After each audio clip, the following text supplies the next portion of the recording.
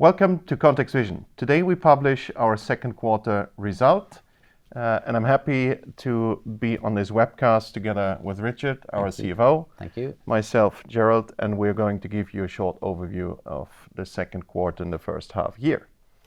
If we look at the agenda, it's going to be a short meeting, a quick business update. We'll look into the financial numbers and close with a summary and outlook for the rest of the year.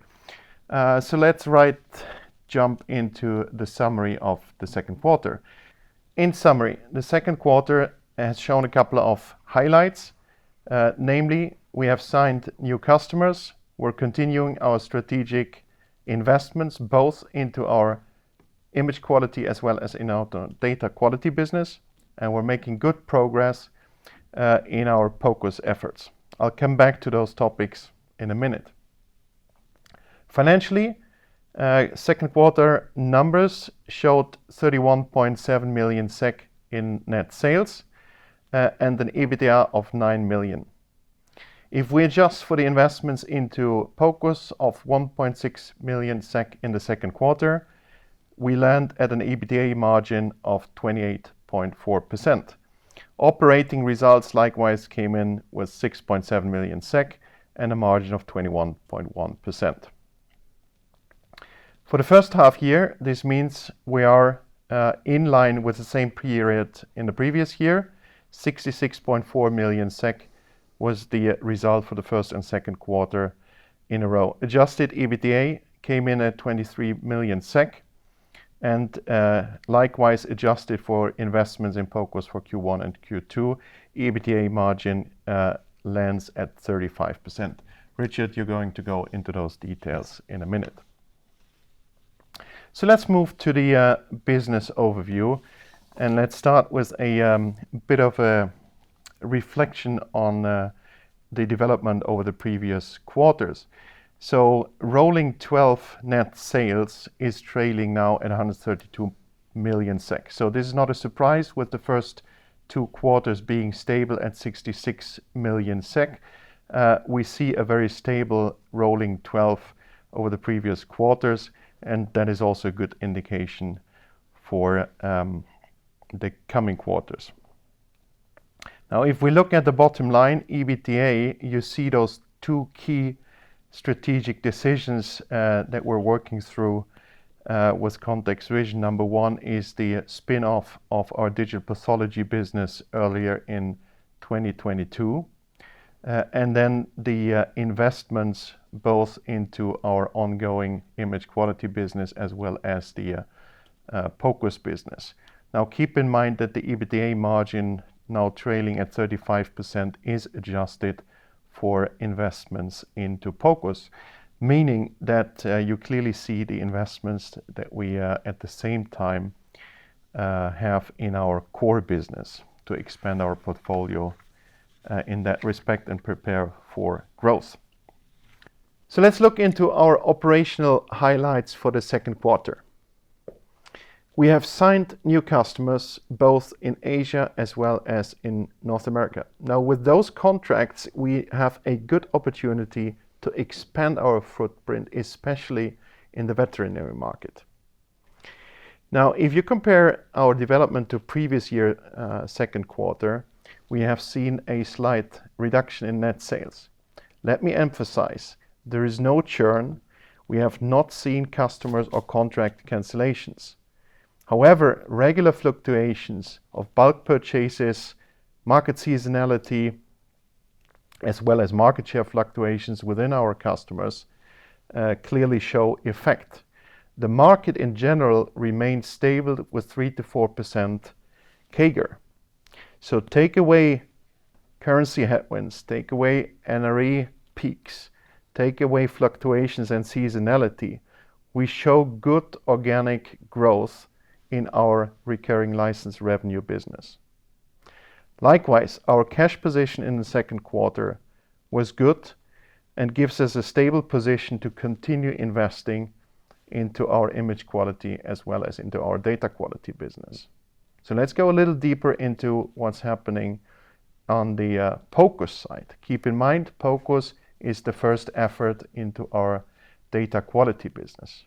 In POCUS, we're now entering early stages of development for an entire new product pipeline of organ-specific applications. That's key, and it's the way forward for us, and we have also shared a separate press release before summer. So we're now having a operational team, development team in place, operational. We're making progress in signing a partnership agreement with a renowned university as well as a medical device manufacturer. Now, for those of you who followed in Q2, our Q1 webcast, we had already indicated that we're close to signing an agreement. Meanwhile, we have decided to not sign a letter of intent, but jump right into contract negotiations because of the good progress. So stay tuned for those announcements to come. And let me just mention financially before I hand over to Richard that we're holding our expectation of investing around 10% into the POCUS endeavor, and we're still in the ramp-up phase if you see the investments that we've done in Q1 and Q2. Now, having that said, I'll hand over to you, Richard. Okay, thank you, Gerald. Looking then into our Q2 sales development, net sales decreased by 6% compared to Q2 last year. This was mainly due to large orders in Q1 affecting this quarter and negative FX of 3.5% compared to last year instead of positive FX in 2023. The comparable quarter last year had exceptionally good conditions. However, we see positive sales tendencies with new customers, but it will take a while until we see the effect of this. The sales for the first 6 months are nevertheless in line with last year. Looking forward this year, as mentioned last quarter, we could still see market dynamics affecting some of our customers and thereby us. Looking at Q2 profitability, our EBITDA adjusted for investments in POCUS came in at 9 million with an adjusted EBITDA margin of 28.4%. The lower profitability is affected by higher personnel costs, administrative costs, and negative 0.6 million in transactional FX, versus actually positive 0.4 million in 2023. Also, there was no capitalization this quarter. Compared to last year, we're now gearing up for expansion into data quality and POCUS, as well as to increase the frequency of product releases and sales in image quality.